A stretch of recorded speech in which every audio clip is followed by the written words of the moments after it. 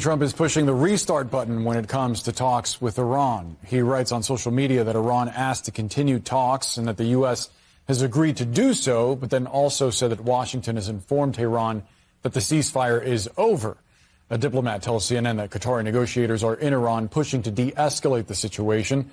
A top U.S. official says the U.S. is deliberately striking and then pausing to allow gaps for diplomacy to restart. All this unfolding as sources tell CNN that Israel learned of an Iranian plot to kill the president. Trump posted, or rather told the New York Post today, that he's left instructions for the U.S. to respond with overwhelming military force if Tehran were to succeed. Well, right now it seems like a lot of back-channeling is what's going on. Qatari negotiators have gone over to Iran. This was a trip that they coordinated with the United States, and they are meeting with Iranian officials to try and get things back on track. They want to de-escalate the situation and really set the table for bringing back those U.S.-Iran negotiations. On top of that, we have a new statement from the Pakistani Prime Minister saying that he talked to the Iranian president today. He is stressing all sides de-escalate currently, but it does sound like there are a lot of different forces working here trying to reopen those channels of communication. And President Trump, of course, as you showed earlier, posted on Truth Social that while these talks are ongoing only because Tehran asked, he says that in no uncertain terms, he's stated to them that the ceasefire is over. Well, this does open the door to a number of questions, because one of the things you have to keep in mind here is that there were certain terms of the ceasefire that both sides were abiding by. For example, one of them was that Iran was meant to try and assist ships, or at least not actively attack them, commercial vessels that were going through the Strait of Hormuz. If the ceasefire is over, does that mean we're going to see more attacks on ships? Obviously, the U.S. in return was going to remove the naval blockade and lift sanctions. We've seen them already reimpose sanctions, and then again, just moments ago, they imposed another round of sanctions, this time on what they called a financial facilitator who controls global assets for the leader of Iran. So we, the United States, seem to no longer be abiding by the rules of those ceasefire. But what does that mean for the actual danger in the Strait of Hormuz? That is something we haven't gotten to the bottom of yet. And Kristen, in light of all of this, we're also learning about new fortifications being added to the White House. What are you seeing? Yeah, well, what I'm seeing is directly behind me, it might look like this is the White House, but it's actually a giant tarp that is hanging down, which I know we've reported on, that is a direct replica of what the White House looks like. They actually did quite a good job, I mean, unless you're looking closely. And this is blocking off what they're doing behind it, which is restoring columns, but also fortifying the main entrance, adding an extra level of security. So we talked to sources who said, yes, most of President Trump's projects at the White House are done because he likes the aesthetics. This one is also being done because they need more security. And of course, as you noted, this comes on this off of the reporting that we have that Israeli intelligence alerted President Trump to a fresh Iranian assassination plot. We obviously saw him changing planes and taking extra precautions around this information. Desire to change the birthright citizenship rule within our Constitution is gaining traction among some voters, that Donald Trump might have changed people's minds on it. He did try to demand that Congress do something about it. That would be a heavy lift as well. But you see this going anywhere in Congress with Republicans? Yeah, I mean, look, it's not a short-term prospect, but as you pointed out, over time, the unthinkable can definitely become thinkable because we're having this conversation in the second term of Donald Trump's presidency, right? And, you know, look at how long it took for Republicans to achieve the goal of a Supreme Court that would roll back Roe versus Wade. It took, you know, decades of organizing and influencing the Supreme Court. Now they're starting out far ahead, I must say, Katie, on this one. The ruling was much closer than people expected it to be in birthright citizenship, right? I think that up until the last few years and the already Trump transformation of the Supreme Court, we might have expected a 9-0 ruling or a, 8-1 ruling, 8-2 or 7-2 ruling, something very overwhelming. That's not what happened here. So, in some sense, people like Trump and those in his administration who support this, they're only one Supreme Court vote away from changing the outcome of birthright citizenship. So I think you're right to point out it's not necessarily going away in a longer term sense, although for right now, the Supreme Court is obviously not going to revisit a ruling that it has just spent so much time and effort to issue in this term. That's not going to happen in the short term. How problematic is it going to be if Donald Trump decides to tap people like the figures who he has already tapped, 2020 election deniers, people like Kurt Olson, again, one original 2020 election denier, who has now taken on the imprimatur of the state in an official capacity at the Justice Department. What does that mean for our elections and the way the EAC works with states going forward? Well, you're right that this brazen move is part of a concerted campaign by the administration to undermine the elections. And it's worth remembering just how extraordinary that is. That has not ever happened before in American history, that the federal government would act this way toward the states and toward elections. The EAC, as Secretary Fontes says, doesn't have that much power to do things without any commissioners. It will not be able to do much. And while it is theoretically possible that he could nominate 2 Republicans and 2 Democrats, would be where he would find them, and the Senate would then need to act, it's pretty unlikely that those seats will be filled by Election Day. The one thing to remember, and it's an encouraging thing, he is flailing at this point. He has this strategy, and each move that he has made has been blocked in large measure by people, voters, citizens, states, going to court and other things. The steps he has tried to take up until now with the EAC, he had an executive order last year purporting to order the EAC to do all this stuff. That has been blocked nationwide by the federal courts. So he is right now 0-11 when it comes to court rulings, and the election's getting closer. And I do think that if we all do what we need to do, we can have free and fair elections this year. The key thing is that voters need to make a plan to vote and vote early if they can, and not get scared off by all this noise and nonsense. Despite having all levers of power at his disposal right now and finding nothing, no vast conspiracy theory, not winning anything in the courts, there is this news this week from the Arizona Mirror, a DOJ letter threatening Arizona election officials with prosecution. As Fontes calls it, intimidation. I'll read a quick excerpt. The U.S. Department of Justice on Tuesday sent a letter to the Arizona Secretary of State's office threatening to prosecute election officials who knowingly count the ballots of non-citizens or keep them on voter rolls. A near-identical letter was sent to more than a dozen other states on Tuesday, ranging from Democrat-led Michigan to deep-red states like Georgia and Tennessee.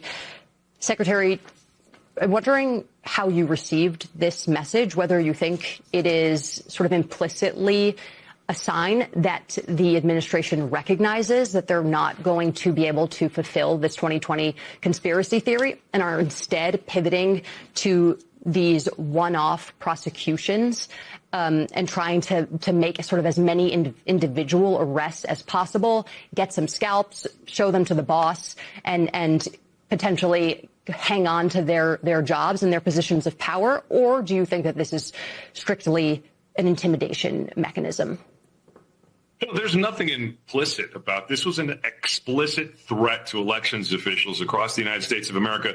But here's the other thing about it, and I heard the word desperate come up a couple of times. Here's how desperate these attempts to stop us from doing our jobs on behalf of voters are. That same letter was sent to North Dakota and North Carolina, a Republican and a Democratic Secretary of State. They don't have anything to do with elections at all whatsoever. They don't do voter registration. They don't do ballots, nothing. And so what we have here is this flailing administration really pulling out all the stops here. And, it's comical and really kind of laughable, because in it, they basically said even you as the chief election officer might be subject to criminal prosecution. Guess what, guys? The statutes that you mentioned in your letter don't apply to me because I don't do voter registration.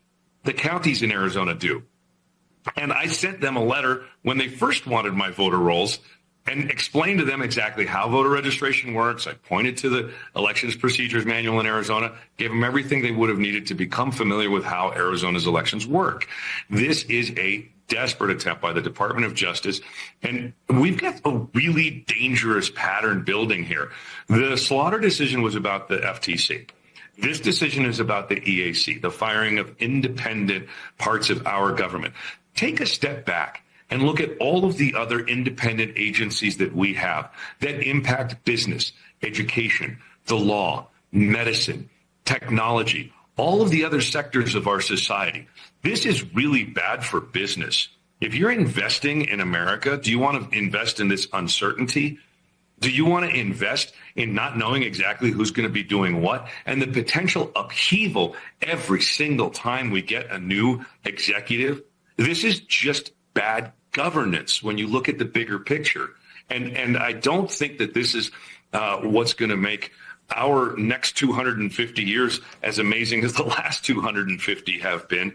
I think this hurts us as a nation that can govern itself well and be the stable guiding force that the world needs right now.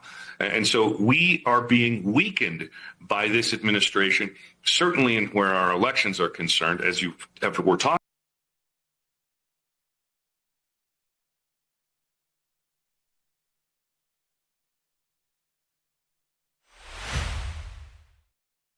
We just had a little systems crash there at the end, but that's Adrian Fontes out there in Arizona, a cartel lawyer lecturing President Trump on what is good for business. And look at these guys, Marxist jihadists, and Fontes is one of the best as being a crook, right? A cartel lawyer, renowned cartel lawyer. And because the cartels got huge influence in Arizona with the money they launder through there and the real estate they buy. And Fontes is going to argue about the free and fair elections in Maricopa County. And then he's going to tell you, no, it's bad for business. Really, this is, Trump. Who's going to invest in the United States when you have a guy like President Trump's trying to get to the bottom of the stolen elections of 2020 and beyond, Adrian? Beautiful. Friday, 10 July, year of our Lord, 2026. Okay, so we're back up and at it in Persia. I don't understand when they said we're putting additional sanctions on. How about this? Scott, Treasury, everybody, all sanctions right now. You shouldn't have a thing where, hey, they even put additional sanction on some guy that's money laundering for them. All sanctions all the time right now and don't let the Europeans off the hook. Don't let them slip around. Don't let France and Italy and the UK, these slippery folks, because they're very slippery, our allies, very slippery, to get around and start trading with the Persians. Shut it all down. Don't put our kids in harm's way. I think we got to carry a battle group that's up in the Gulf of Oman now, even closer to the action than the North Arabian Sea. Don't put our kids in harm's way. Shut them down. Let's starve them out. No cash, no food, nothing comes in, nothing comes out. You got two carrier battle groups out there. No ship can get to the Gulf of Oman. No ship can get to the Strait of Hormuz unless the United States Navy deems it so. They were taking ships out, 100 ships with the oil and letting them sell the oil? None of that. Stop it. No. Economic warfare. No cash, no food, no trade, no oil, no CCP money, and destroy their currency. Let's see how tough these guys are. Let's see how tough they are. Scott Besser's out today say, hey, the new Ayatollah, his regime's crashing. Well, let's crash it harder. Let's crash it quicker. No need to bomb anything else. No need to put any more servicemen in harm's way. Crash the economy. The Persian people, when they start starving, they get hangry, they'll take to the streets and overthrow it themselves. Let them deal with it. They brought it in here. Hey, let's be blunt. But 47 years ago, they threw us out. They threw us out with the Shah and everything. The West wanted nothing to do with it. They wanted an Islamic regime. Well, baby, they got an Islamic regime. You deal with it. It's your problem. You brought it on yourself. You've been saying death to America? Fine. Dance in the streets, say it all you want. But you're not going to get any food. You're not going to have any cash. See what the mullahs are doing for you then. See what the Ayatollah's doing for you then. See how Islam's taking care of you. You feeling good? You like it? You like living in poverty? Starve them out. If we're at war, let's go to war. Economic warfare. Get all the sanctions. Until anybody slips around it, we're going to put a sanction on you. No oil for the CCP. No cash for the mullahs.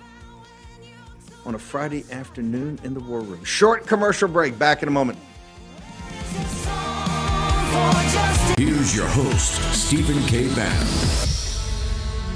The engine rooms have been saying, hey, the Persian people, they're so tough, they'll eat grass. This is what Mao said about the Chinese. And a lot of that's true. These people have been through a lot. But how about this?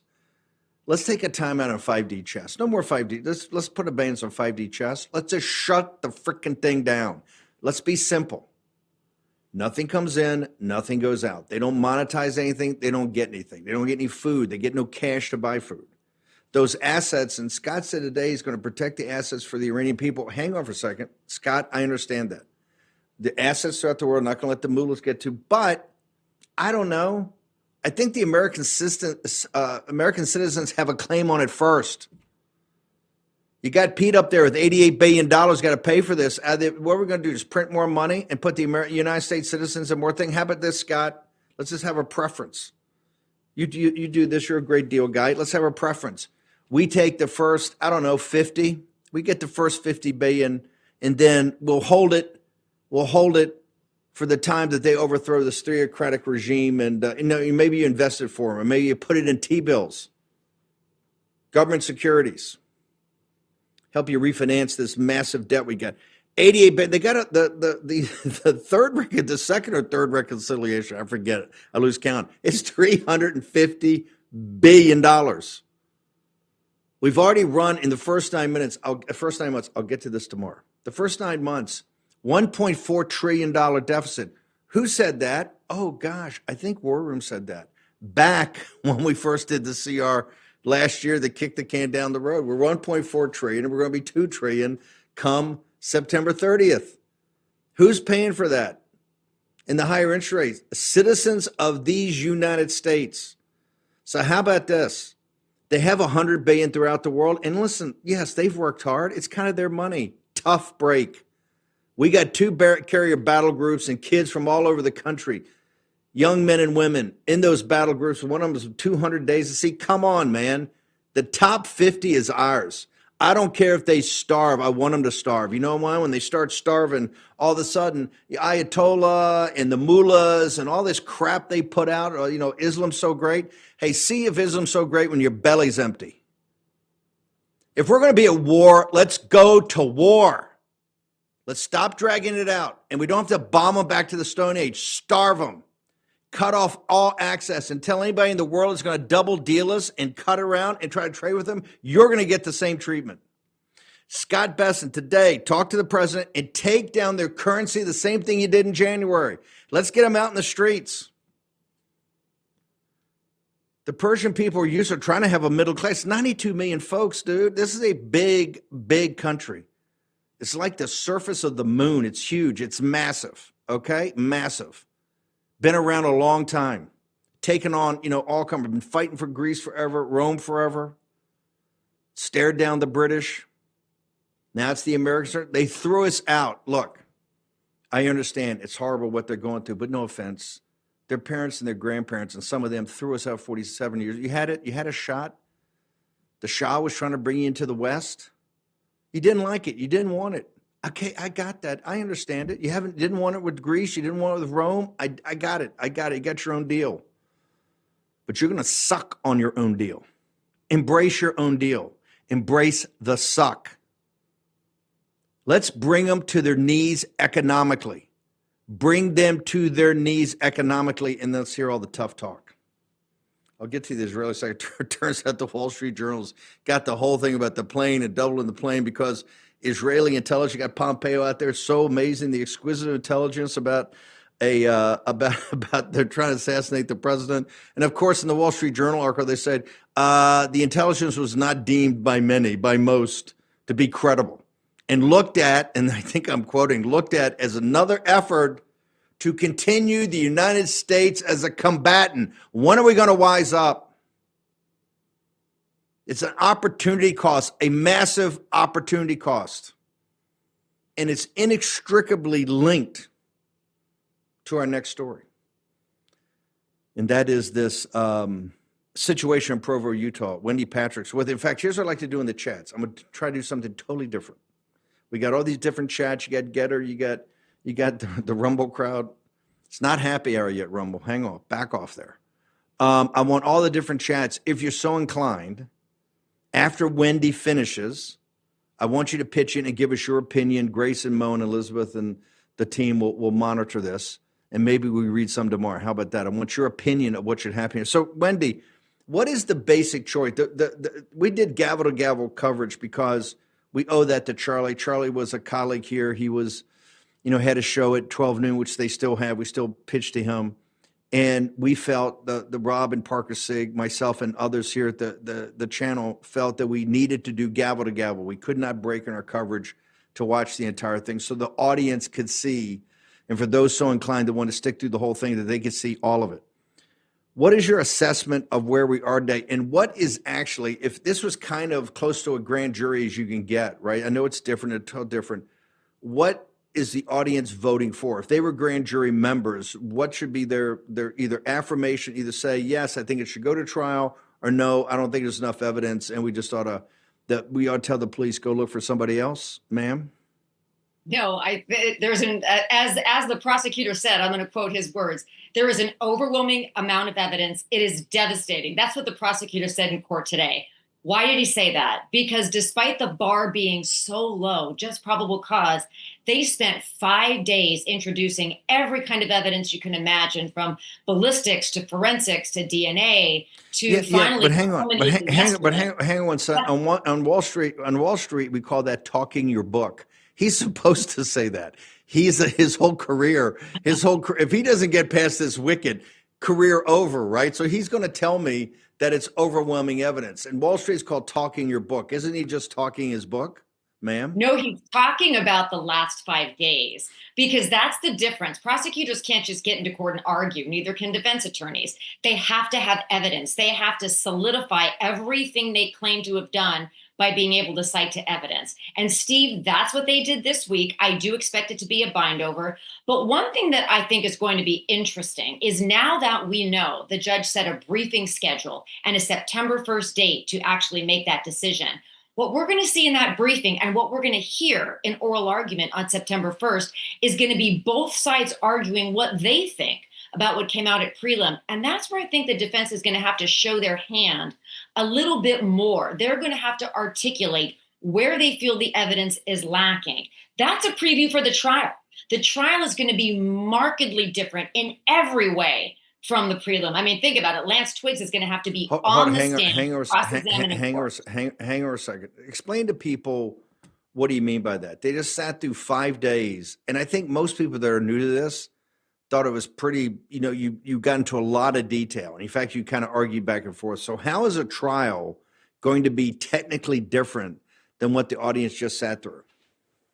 What the audience just sat through is just a teaser of the type of evidence that's going to be admitted at trial. Each one of those areas that they heard during the last 5 days, the bullets, the gun, the scene, the video footage, the testimony from the lover, roommate, all of that is going to be expanded into a much larger trial. It's going to be a battle of the experts, no doubt, with each and every piece of forensic evidence. You heard a little bit of that today when it came to the ballistics. You're going to hear it with respect to the DNA. You're going to hear the identification issues. How do you see who's on the video? How do you connect all the dots, linking it to Tyler Robinson? And one of the most significant ways where it will be different is you're not going to be able to use hearsay. So as I was saying, think about this, Steve, you're actually going to have the roommate, Lance Twiggs, in person on the witness stand, subject to cross-examination, not just the softball questions you saw in the Zoom interview, but subject to full cross-examination, as with everybody else. So that's one of the ways it's going to be different, not to even mention the way in which we're going to have to deal with a jury pool, given the fact that there will probably be cameras in the courtroom yet again. Is Lance Twiggs, does he have immunity to testify here? I mean, does he have any threat at all of prosecution, either as a co-conspirator or as an accomplice, ma'am? only if he perjures himself. That's probably why you saw that stiff and stilted interview of him in a suit being just so measured. So he has use immunity, meaning he will have immunity from prosecution based on what he says when he's on the stand, but only if he tells the truth. And that is tough. That's one of the reasons he has to be so careful in answering those questions. But remember what he does. He ties together a lot of other pieces of evidence. So the defense is going to have an opportunity to test every bit of the evidence you saw at prelim in a much more formalistic and extended manner than they did this week. The judge kept reminding both sides it's a probable cause hearing, but he won't be reminding them of that at trial because that burden is proof beyond a reasonable doubt. Can you hang on for 1 second? I want to continue this conversation. Obviously, it was very controversial this week for many parties, so I want to make sure we've drilled down on this.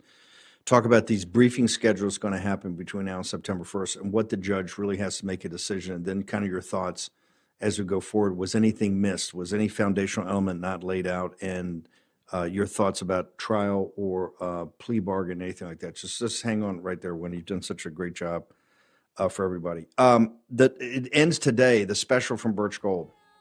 I was trying to get Philip Patrick up there. It was so jammed. I think I may get Philip on tomorrow. I'm going to talk a lot about this deficit. 1.4 trillion through the first 9 months. And get ready for it, folks. We're going to get a CR. No appropriations bills have been passed. None of the guys over in the House, in the Senate want to cut spending. We got the same problem, the exact same problem. Birch Gold, take your phone. I think this is the easiest way. Birch Gold, Bannon, Bannon, 989898. You get to Birch Gold, and you get all kind of access to information, the ultimate guide for investing in precious metals and gold. But you get to Philip Patrick and team. They have a limited time until tonight. You do a qualifying purchase, and they'll tell you what that is. You get a free 1 ounce silver round. And it ain't a coin, it's a round. 9898 Bannon at 989898. Do it now. War Room. Here's your host, Stephen K. Bannon. I hate to ask you to speculate, but I'm going to ask you to speculate. Given what you've seen in this preliminary, and you said at the beginning this was overwhelming, do you believe the defense will sit there and go, if we got the furry lover that's going to serve this guy up and he's got immunity, maybe we just try to cut a deal and save this kid's life? Or do you think they're going to think, hey, particularly in Salt Lake or in Utah, which is not the Utah I think that most people think it is, because it's some wild hombres out there. When we were out there, we were kind of shocked. Do you think they'll think, hey, we can get 1 or 2 jurors, all we need is 1, and we can get 1 or 2 jurors? So do you think they're going to think to try to cop a plea to get him off the firing squad and into life, that maybe he gets some parole later? Or do they take the bet, given what you've seen and what you see, these strategic moves, that they feel they can get 1 person to go along with them, at least for a mistrial, ma'am? I think they think it's a safer bet to try to save his life. So that would be probably what they're going to be aiming for. But here's the thing, Steve, the prosecution may not have any incentive to think about a plea deal that would take the death penalty off the table. Now, we also know that because of the prosecutor's his sentiment about his own case. You know, the jury says prove it. But he may be thinking, I've shown so much at prelim, maybe the defense is going to recognize I have no incentive to offer that, because the Kirk family is very much on board with bringing justice for Charlie. So I can't imagine they would be interested in any kind of a plea deal. And that decision is one of the most collaborative decisions that any prosecutor makes as to whether or not to offer any kind of deal, especially they would bring in, just for our audience, they would bring in the widow, they would bring in Erika, they would bring in the family, they would talk to her before they offered some deal to see if she was comfortable with that, or at least not opposed to it.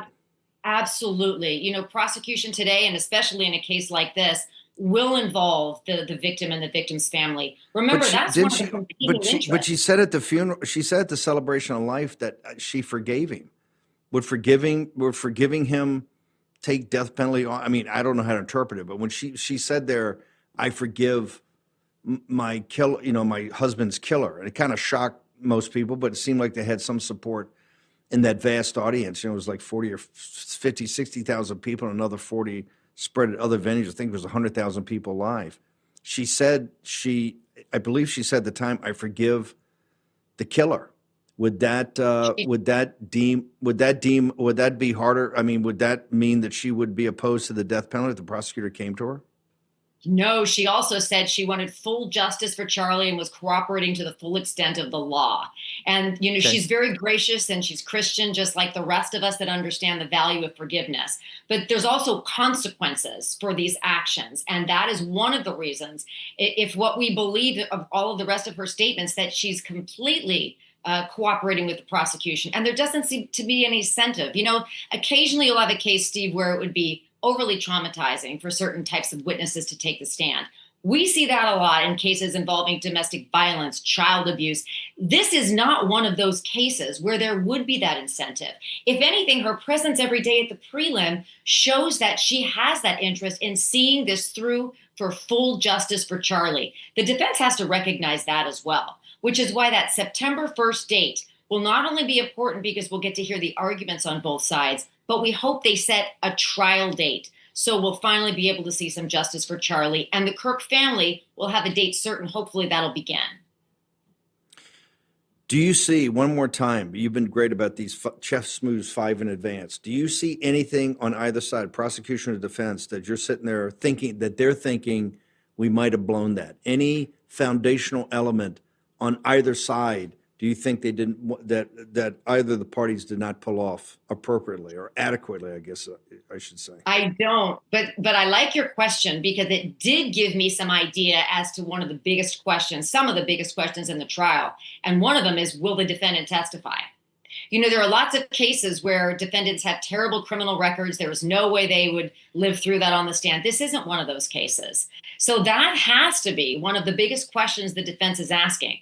On the prosecution side, they're probably trying to figure out what additional experts should they get? Because they know a little bit about what the defense is going to say to poke holes in all the types of the evidence.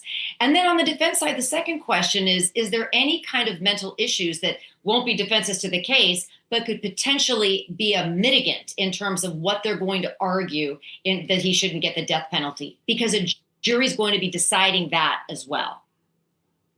What is the standard for the, you know, besides finding him guilty and giving him life without parole in prison in Utah? Well, what would be the standard for the jury to say you got to face the firing squad? Reasonable doubt is the standard at both the guilt phase and the penalty phase. The penalty phase is more about weighing aggravants and mitigants. And Steve, that includes all aspects of the case, everything from the defendant's behavior when he was arrested to the way in which he cased the scene beforehand, to the extent to which he went to try to get that rifle back, the statements he made, and everything else that'll come out during the course of a trial. Sometimes in a death phase, you get additional evidence, and that's going to be important for this jury. And it's also interesting you said firing squad, because I did a little research into how exactly would he be executed. And apparently it's the default method right now in Utah. I'm sure somebody will correct me if I'm wrong about this, but I read it was lethal injection, and only in cases where you don't have access to that, it'll be the firing squad. I also saw a lot of people talking about why method might matter in a case this significant, but the defense is going to pull out all the stops to make sure they do everything they can to investigate whether they could take that off the table before we get to trial. In the next 6 weeks, these briefing papers are going to go back and forth. What should the audience be looking for? What are the key things that are going to be briefed? What's the judge looking for? And then what decisions on September 1st, he's going to hear some arguments, but what decisions does he have to make? The decision he has to make is whether every charge and every allegation has been proven not by even a preponderance, but whether there's probable cause. But the fact that the defense asked to be able to do this lets me know that they have a variety of things they're going to argue in challenging the strength of the prosecution's evidence. That's why I see it as a little bit of a tip-off as to what they're going to be looking at for trial, what they're going to argue. I don't expect it's not going to be a bind over, but I do expect we're going to see a lot of their thought process and where they think the holes are in the case. They weren't afraid to show their hand to that extent during the probable cause hearing. The last two witnesses were basically grilled over whether or not their findings should be legitimate, should be reliable. And so we're probably going to see a lot more of that when we get to September 1st. Now, while we won't necessarily get to read everything beforehand, although I don't know whether they're going to be public or not, we'll get to hear the highlights and extended oral argument on September the 1st, followed, of course, by the judge's ruling. Okay, so put that in your calendar. Obviously, Real America's Voice will have the first team out there, and we will cover that in detail. Just one note for the audience to think about. If this goes to trial, and it seems like it's going to go to trial, if it goes to trial, whatever the date is, will the basic public get more access to the autopsy, to ballistics, to actual videos of the assassination itself? Or was this limited in what people were able to see? Will they have much more access to information at the trial? Yes, this was limited in what the public is allowed to see. Part of the reason for that, Steve, is the judge, and no side wants this to happen. Nobody wants to see so much evidence out there right now that it taints the ability for the defendant to get a fair trial. It compromises the integrity of a conviction. So when we get to trial and those jurors are impaneled, then they'll be able to consider far more evidence and far more extensive evidence on everything, including the autopsy, the ballistic evidence, the video footage, the fatal shots. I mean, all of that is going to come in at trial because you don't have the same consideration of tainting a potential jury pool. That is the jury pool. So the answer is yes in every aspect of the case. Of course, there's people that, let's be blunt, are just not buying this direction. Whatever their motivations are, whatever, they're just not. In the trial, given what they've set up today in this preliminary, will the defense have the opportunity? People are talking about microphones, other things that might have shot and killed Charlie. Will they have the option and range to start to bring that up, or will the judge just shut it down since it wasn't? They didn't take it on here in the preliminary. Are all those options to discuss various other things and other people that could have done this? Is that open for the defense, or would the judge just say, no, I'm ruling that out? You just got to stick to what was presented. A judge is likely to rule that out unless the defense is able to introduce some credible, relevant, admissible evidence that any of those theories hold water. And you saw how hard it was to get even a single piece of evidence in at the probable cause hearing. Think about how much more difficult that's going to be when you're in a proceeding where the burden of proof is proof beyond a reasonable doubt. And they're not going to get jury instructions that are going to support any theory of the defense that there's no evidence to support. So I always tell everyone, please just watch the court proceedings and you'll get more of an idea as to what we do have that's admissible. Would the defense have to present that here? Should they have done that on Tuesday or whatever? If they have all these different theories out there of the microphone and other options, I don't even know what they are, but they're voluminous. Was that the time to do it, to try to get it in then and have the judge rule on it? And if you miss that, then when you go to trial, he's going to say, hey, look, you had a shot, but you didn't do it. Where do we stand with admissibility and making foundational arguments about that? No, the defense has no burden at either hearing. They had no obligation to present any sort of alternative theories at a probable cause hearing, and they have no obligation to present a defense at trial, and oftentimes they don't. This won't be one of those cases. They will have a robust defense at trial, but there's no obligation. There's no sense of losing an opportunity to present a defense simply because it didn't come up. But what I'm saying, I'm focused on the microphone because over the last couple of days, that's gotten, I'm not saying it's right or wrong, but it's gotten traction, buzz in certain communities. Will they have the opportunity at trial to start to put forward that, hey, there were other people here that had the incentive, there are other people here that had the access, there's other people that were closer, there's other people and they can show their ballistics, but they can take the microphone theory and run with it, or is that automatically shut down?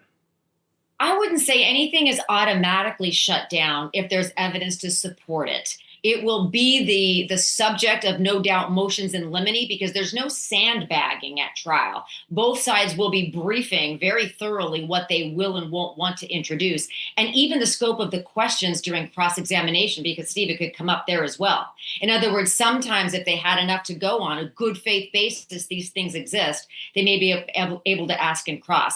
But what they're not allowed to do is ask questions in bad faith. So all these issues, all these theories, they'll probably be looking to see if there's any evidence, anything to support those theories. And if they find that evidence, they can ask for that to be admissible in trial. And we would hear something to that effect.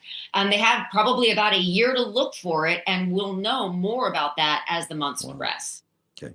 Wendy, hang on. I'll hold you through one more break. I want to talk about your content.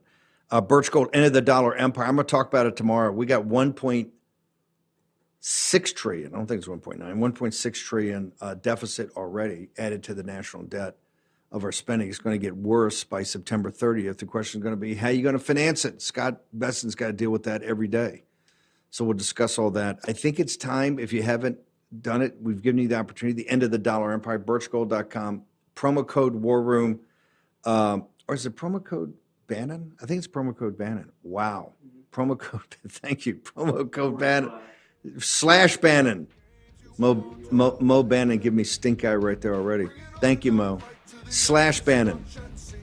Totally free, no obligation. Find out about fiat currency. Find out about global capital markets. Find out why gold has been a hedge for 5,000 years of mankind's history. Short break. Back in a moment. We will fight till they're all gone. We rejoice when there's no more. Let's take down the CCP. Here's your host, Stephen K. Bannon. Wendy, you're going to keep us up to date on all these filings. We'll have you back on. I want to thank you from the entire Real America Voice family and all our audience. Great job. Thank you so much for keeping up to date. You've also got your own content. What is it? Where is it? And where do people go?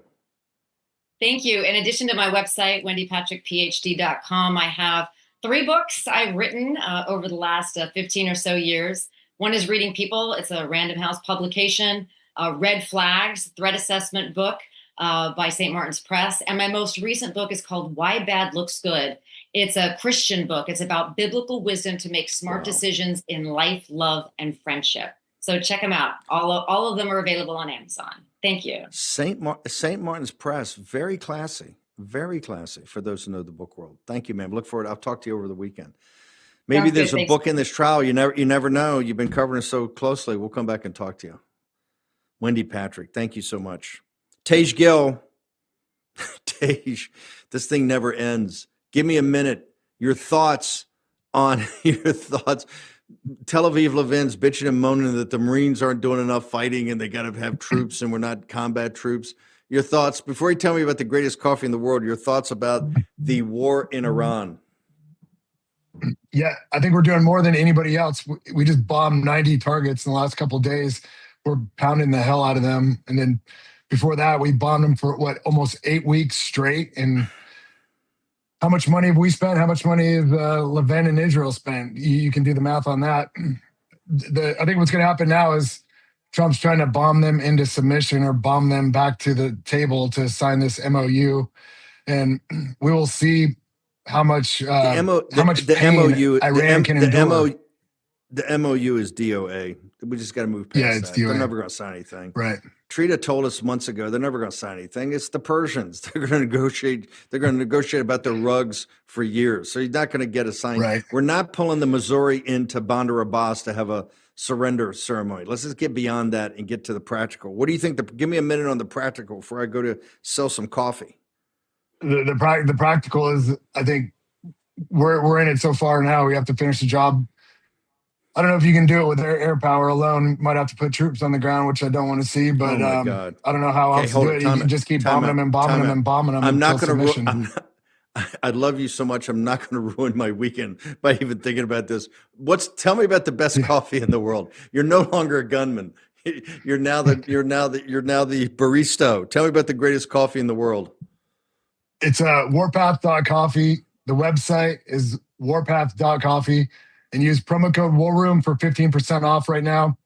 If you haven't tried it, try it. We roast it on a perforated drum. We don't burn it at all, so you can drink it straight black. And like most roasters, let's say 9 out of 10 roasters burn their coffee. That's why it's served with milk and sugar. Our coffee, you can drink it straight black. It is the best coffee. We have over 19,000 5-star reviews between our website and Amazon. People absolutely love this coffee. We have a cult following. I would say it's the best coffee out there. So if you haven't tried it, try it. It's warpath.coffee and use promo code WARROOM. You got to drink it black. So Tej, before I let you go, are you really pitching me? Are you pitching the War Posse on a Friday? We just got through the Charlie Kirk murder trial. You're pitching me on combat troops in Iran. Is this what you're doing to me? I say you're doing just to trigger me. Okay. I don't want to see it. Okay. I don't know how long we can bomb them until these people are so used to living in pain. You know, we've been since the early 80s, since the Islamic Revolution, we've had sanctions on them, you know, that we've hurt them economically with trades, everything. So they're tough people, as we can see. I mean, we've bombed the crap out of them since February 28th, and they still haven't tapped out. So they haven't tapped out. I don't know what you do at this point. Either keep bombing them or make a deal and get out. I got a solution. Let's bring them to their knees economically. I mean, full on. Destroy the currency, no food. Let's quarantine. Let's put a naval quarantine there. You can do that easily. Nobody comes over inland. If they come overland, you hit them. By the way, if they ever start doing nuclear again, just send over the Strategic Air Command. Boom, just do that. But the war's over. We're gonna get on for rebuilding our economy. Tej, I'll talk to you afterwards. Maybe get you back. Maybe get you back on tomorrow. Your coffee's amazing, best ever. You got to drink it black. Tej made this coffee to drink black. Mike Lindell, is it live or is it Memorex? Okay, Mike Lindell, say something. I want to see if the audience is good enough to see if you're live or not. Talk to me. Well, Steve, I'm not going to be the next Johnny Cash, but the procedure was a success. So, everybody, the reason I wasn't here, I had some procedures done on my vocal cords, and but it all looks great. It was a huge success, and I'm back speaking, and everything's great. Talk to me about, I'm going to get to your campaign because you've been doing great, but what people want to see on a Friday afternoon is deals. We've had a tough week. People sat through the evidentiary trial of Charlie Kirk. We had massive attendance. People really paid attention. Now we got the war revving back up. So everybody's a little like, what are we doing here? Save us with a great deal from My Pillow, sir. Well, it's the deal that only comes around once every 250 years, everybody, and it's coming to an end. This is it. These are the made in USA products that My Pillow has been making for a long time, since 2005. We've sold over 85 million My Pillows, and this is the lowest price in the history of My Pillow. Like I say, once every 250 years, free shipping on your entire order. The king size My Pillow premiums, only $19.98 with that promo code WARROOM. Queen size $18.98. Standard size $14.98. Then you got the My Pillow mattresses, 50% off. The best sleep of your life. You guys got to try these mattresses. They're absolutely amazing. I sleep on one every night. And then you have the My Pillow mattress toppers, as low as $99.98. But you have body pillows, bolster pillows, go anywhere pillows. And by the way, the bolsters and the bodies come with a free pillowcase. But there you see it combining. You go to mypillow.com/warroom. You see all the made in the USA products there. You see the cross that I wear. Crosses, you save up to $80 with that promo code WARROOM. You guys call 800-873-1062.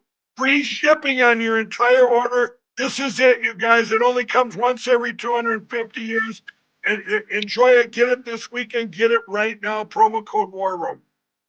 Okay, take care of that voice, Mike. Seriously, you've given too much to this community, too much to the country. We got to make sure you're not damaging yourself. Take care of that voice. People love you, man. Right, you're in for you're playing the long game, brother.